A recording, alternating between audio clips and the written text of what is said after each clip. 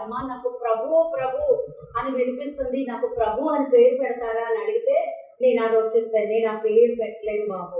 ప్రభు అంటే దేవుడు, మరి ఆ స్థానంలోకి మనం వెళ్ళకూడదు కాబట్టి నేను ఆ పేరు పెట్టలేనయ్యా, నేను ప్రార్థన చేస్తాను, ఇంకేదన్నా దేవుడు బయలుపరిస్తే అది పెడతాను. మరి ఆ రోజు నేను రాత్రి వాక్యం ధ్యానిస్తూ మరి ప్రార్థిస్తుండగా దేవుడు ఒక మాట చెప్పారు, ఏంటో తెలుసా? ప్రభుదాస్. ప్రభుదాస్ అంటే ఏంటో తెలుసా? ప్రభు అన్న పేరు కోరుకున్నది, ప్రభుకి దాసుడు. ఇంతవరకు ఇంకో దేనికైనా దాస్యత్వం చేయొచ్చు, ఆ దాస్యత్వం నుంచి దాస్యత్వంలో నుంచి దేవుడు విడిపించి ఇప్పుడు దేవుడికి దాసుడుగా ఉండబోతున్నాడు. హల్లెలూయా. మరియమ్మ గారి గురించి కూడా సాక్ష్యం ఉంటది, ఇదిగో ప్రభు దాసురాలను, అవునా, సరెండర్ అయిపోయింది. అమ్మ నువ్వు ఇలా గర్భవతిగా ఉన్న, ఇదిగో ప్రభు దాసురాలు అంటే అంతకు ముందు వరకు మన దేనికో దాసురకం, విలోకమో లేకపోతే ఏదో బంధకాలు. కానీ ఈ రోజు దేవుడు కోరుకున్న పేరేంటో తెలుసా? ఇతన్ని నా దాసుడుగా మార్చుకుంటాను, ప్రభుదాస్గా నామకరణం దేవుడే చేశాడు.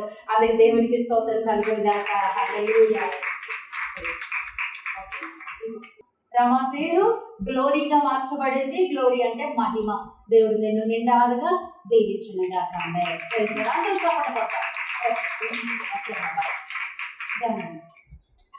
లక్ష్మణ్. లక్ష్మణ్ లాజరస్ కదా, ఐగరే మార్చారు. లాజరస్ అంటే దేవ సహాయం, దేవుడి బిడ్డకి సహాయంగా మారిపోయాడు. దేవుడికి స్తోత్రం. ఓకే,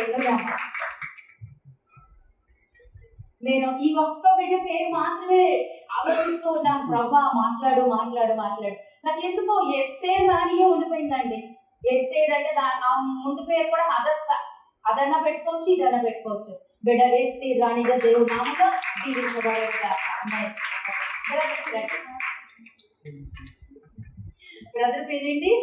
రాజు. ఆయన ఎప్పటికీ రాజే, ఎప్పటికీ ఆ ముందు రాజే, ఇప్పుడు కూడా రాజే.